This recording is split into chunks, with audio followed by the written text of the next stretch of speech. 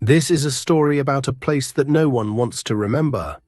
A house standing off to the side, abandoned and forgotten. But every so often, curious and fearless souls decide to go in. Not all of them come out. It all began with rumors.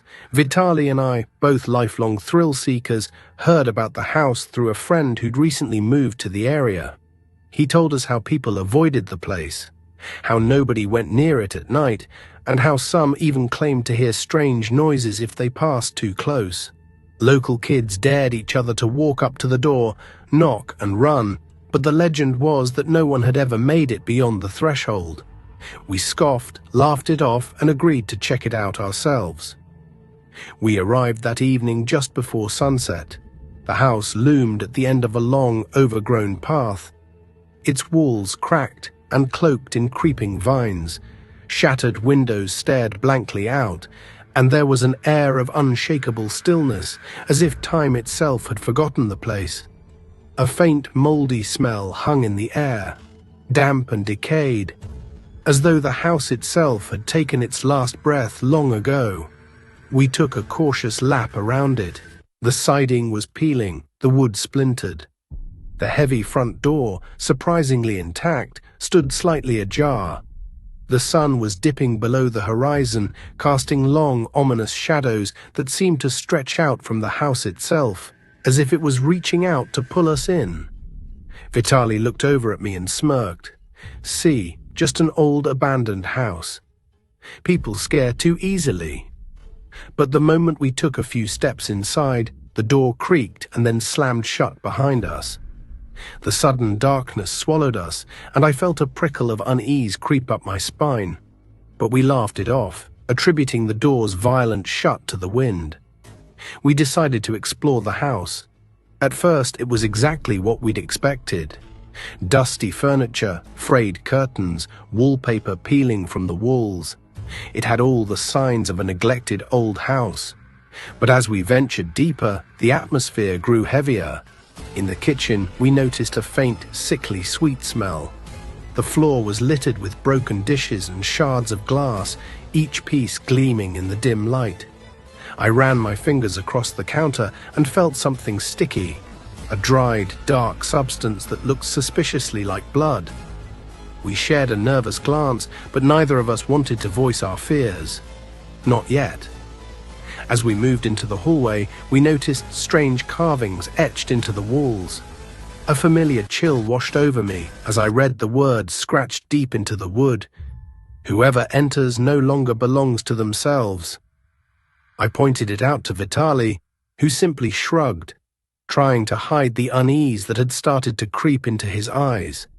We turned into a side room and found an old, tarnished mirror propped against the wall.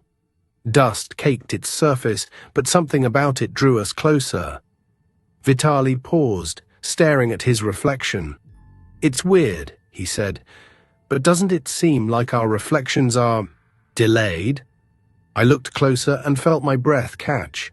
Our reflections were indeed lagging, as if frozen in place for a split second before catching up to us. I forced a laugh, dismissing it as a trick of the light, but the unsettling feeling lingered. Room after room, we wandered through the house, and each one seemed to contain an old, broken clock, each frozen at a different time. The air felt thicker, colder, as if the walls were closing in on us. And yet, every time we tried to head back toward the entrance, the layout seemed to change, hallways growing longer, rooms shifting. It was as if the house itself was alive, trapping us inside its twisting, labyrinthine corridors. We soon found ourselves back in the room with the mirror, but this time something felt wrong. Our reflections no longer matched our movements. They stared back at us, expressionless, unblinking. I wanted to look away, but I couldn't. I was frozen, locked in a silent stare with my own reflection that felt wrong, hollow. Vitali stepped back, his face pale. "I think this house is playing tricks on us," he said, his voice barely above a whisper. A sudden sound shattered the silence, a faint whispering voice coming from somewhere just beyond the wall. We froze, listening. The whispers grew louder, forming incoherent murmurs, until finally they became distinct. Leave, but don't look the house in the eye. The hair on the back of my neck prickled, and I felt a cold, creeping dread seep into my bones. We didn't wait to listen to more. We bolted from the room, our footsteps echoing off the narrow, suffocating corridors. Every turn led us deeper into the house, and no matter how fast we ran or how many doors we tried, there was no way out. Hours seemed to pass. We stumbled into a bedroom, the walls covered in faded photographs. I froze as I realized what I was seeing. Each photograph was of a different person, each with the same empty, hollow stare that we'd seen in the mirror. My heart pounded as I realized that these weren't just photographs. They were warnings. People who had been here before us, people who had never left. Vitaly was whispering something under his breath, a frantic mantra.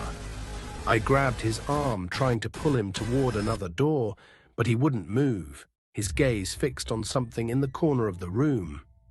A figure stood there, shrouded in shadows, its face obscured, its form unnaturally still. I felt a wave of nausea wash over me, a primal fear that rooted me to the spot. The figure moved slightly, just enough for me to glimpse a dark, hollow face, eyes like pits of endless black. "Run!" I shouted, dragging Vitaly out of the room. We ran through the corridors, blind with fear, until we stumbled upon a door. We flung it open, praying it would lead us outside, and burst into the night air.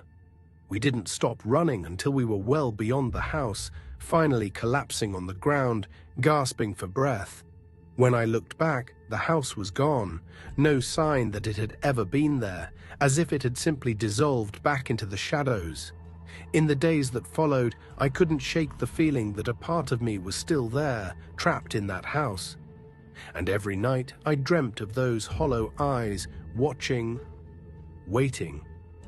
Was it real, or had the house only existed to take something from us, something we couldn't get back? I never went near that place again, but I know one thing. Some doors are best left unopened. So would you still want to go inside? Would you risk it just to see what secrets lie hidden in these forgotten places? Tell me in the comments, and remember, sometimes it's better to leave things undisturbed.